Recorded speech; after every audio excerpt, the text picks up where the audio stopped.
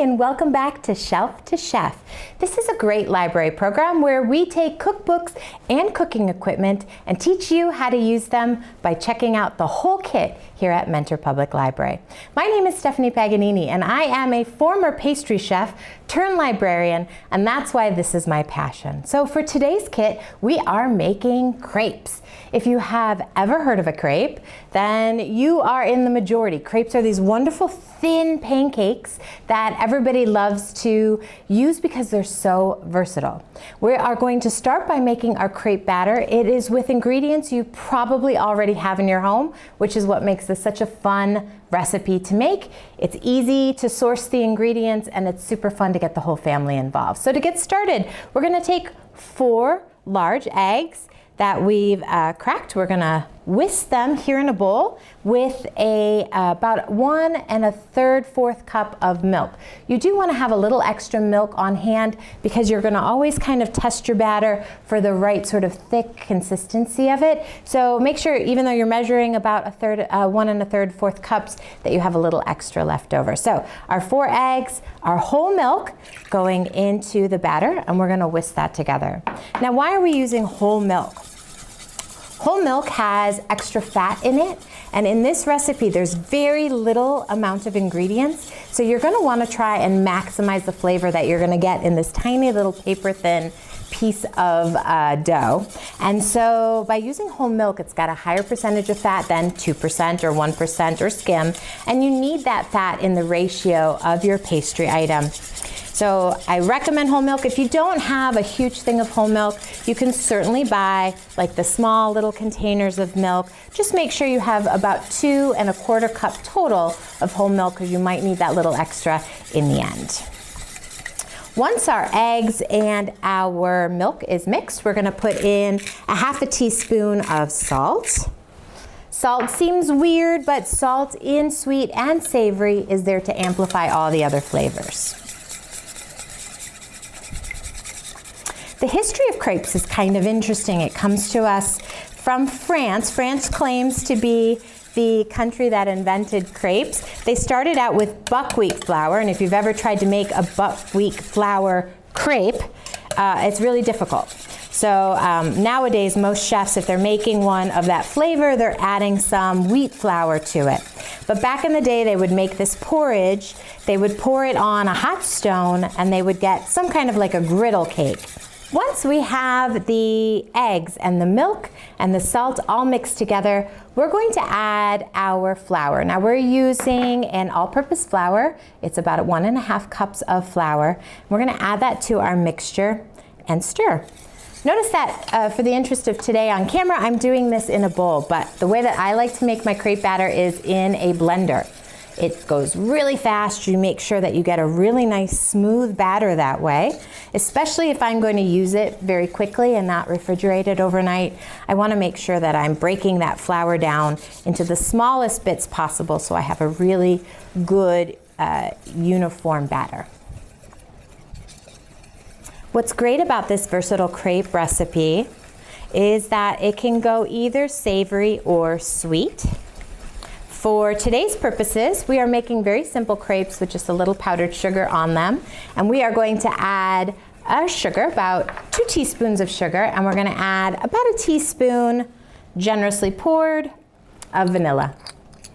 This gives our crepe a sweeter consistency, a sweeter flavor. But if you wanted to make these savory, you would just not use those 2 ingredients, and they work as a nice savory crepe for anything you might want to make. Right now in our backyard, there's basil, there's tomatoes, so you could make an amazing caprese crepe filled with those, maybe a little drizzle of a balsamic syrup or glaze, so it's got that little sweetness to it. And enjoy summer. All right, once this is really well blended, we're going to add 6 tablespoons of melted butter. I'm using regular melted butter today. The recipe does say if you want an extra boost of flavor to brown this butter before you add it to your crepe batter. I think that is a great idea if you feel confident in browning butter. if you don't feel confident in browning butter, it is a very fine line between a beautifully nutty flavored butter and a scorched, yucky flavored butter. So if you are a first-time chef or this is your first time making crepes, go with just a plain melted butter and save the melted brown butter flavor for when you feel more confident in the kitchen. The reason for that is the fat in butter burns very quickly, and we already are going to be putting a very thin batter with lots of butter into a pan that will also have butter. And so if you pile too much burnt butter flavor, then your crepes are just going to taste bitter and not delicious, and all that work will be wasted, except the dog will eat it. All right, so we have this wonderful batter here. You want your crepe batter to be the consistency of milk, like a thick cream, a heavy cream. You don't want it to be the consistency of pancake batter, too thick. Mine is a little watery, which is perfect because I want this batter to rest. The reason we rest our crepe batter is we want the flour inside to get really moisturized, the water to get absorbed by the flour. It helps develop the gluten, it helps release the starches, and it helps create a really nice uniform batter, so when we're pouring it very thin and we have to flip it, it has the toughness it needs to not tear or rip or get ruined. So at least 5 minutes of resting. If you're going to rest for more than 30 minutes on the counter, then I would recommend you put it in the refrigerator for anything longer than 30 minutes. I went ahead and made a batter yesterday, and I put it in my blender, blended it up, and then I put it in this wonderful mason jar in my refrigerator, and so now I have my batter ready to go. We are going to take it over to the stove and let's make some crepes. All right, so we have ourselves set up for success here at our crepe station. We have the stove on at kind of a medium heat. You don't want the pan to get too hot, but you do need it to be hot enough that it's gonna start cooking your crepe right away. We have our wonderful crepe pan. This is what comes in your kit. And we have a rubber spatula. This is a non-stick crepe pan. And I'm going to do this little PSA announcement about using metal utensils on non-stick items. We don't want to do it, especially since we want this pan to be able to be available for more people to check out as well. So we are including this wonderful rubber spatula to help you flip your crepes. Now, the recipe calls for melted butter on the pan. We want to make sure the pan is hot enough that the butter is not going to burn right away before we put the crepes on. So a quick trick is to take a little bit of water and drop it in the pan. If it sizzles, then your pan is hot enough. You know you're ready to start. The way that you can do it is either using a cooking spray, and that's going to give you a nice non-stick surface, or you can take a little bit of butter with a clean paper towel, and you can brush that butter right onto your pan. You don't want your pan to immediately brown that butter, but you do want a pan that's hot enough that your crepe batter will start cooking. So we have our crepes. I like to start in the center of my pan, and then I spin my crepe batter out. If I need a little more, I'll add it. And your first few crepes are not going to be perfect, because you are learning the temperature of your pan, you're learning the consistency of your batter, because every day it's different. And you can take it to the edge of this pan, but that's a big crepe. The kit comes with that wonderful little wooden T tool that you can use that will also help you spread it out, but I like to just use my wrists. All right, so we have this wonderful crepe that's sitting here. As you can see, it's starting to cook on the edges.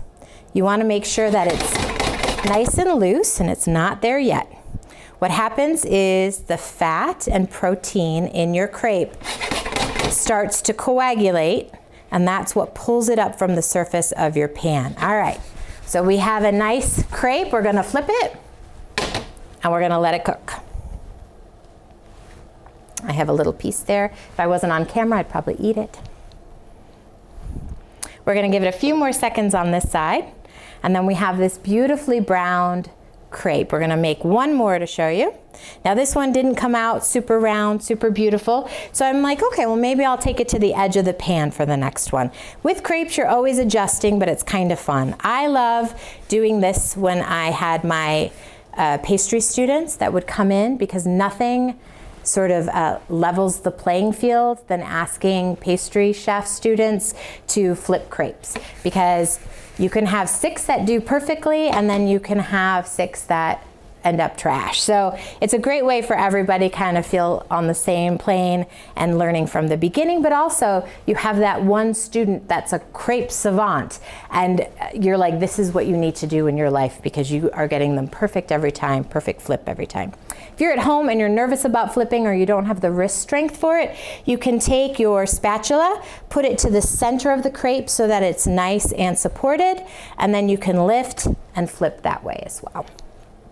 If you're the pancake maker in your family, then this is going to be the right thing for you. So my first crepe is taking a little bit longer to brown because I turned my temperature down after I got it hot. So I'm gonna pull it off and put it here on this plate. And I like to do my crepes in 4s, where I fold it in half and then half again, and I get a pretty little fan. But some people like to roll their crepes. There's lots of crepe flavors. I'm gonna dust just a little powdered sugar on here. If you have strawberries, you can certainly put those inside here. Jam. Our family is a big fan of Nutella. You can put Nutella inside your crepe, and or nuts or whatever you kind of is what you're interested in for your filling. So that's our first one. Should we make another one real fast? Let's do it. We've got our pan. We're gonna add a little bit of that butter again. And you can hear the butter is hotter because I've turned the temperature of my stove up to make my pan a little bit hotter. I wish you guys were in this room. The smell of cooking butter just makes me so happy. All right, so I'm gonna make this one a little bit bigger from the jump. We're twisting the pan to get a nice thin batter. Bigger crepes are harder to flip. I should have stopped while I was ahead. Here we go. All right. So I twisted that around until it wouldn't move anymore. We're gonna let it cook for a little bit. Again, our edges are gonna come loose first, and that's how we know we've got some movement here. It's cooking. Give it a couple more minutes, and then I'm going to flip it. Should I flip it in the air or flip it with the spatula? What's your feelings? You know what you mean. With the spatula. I'm kidding. We'll let this side cook a little bit, and then I'll flip it for you. But as I said, crepes are so versatile. The cookbook that's included in this kit has not just a versatile plain crepe, but many flavored crepes, many crepes that have herbs or other seasonings inside the crepe, as well as a plethora of recipes that you can use to fill your crepes once you've mastered this skill. So from my kitchen here at Mentor Public Library to yours, keep adventuring with food, and we'll see you next time.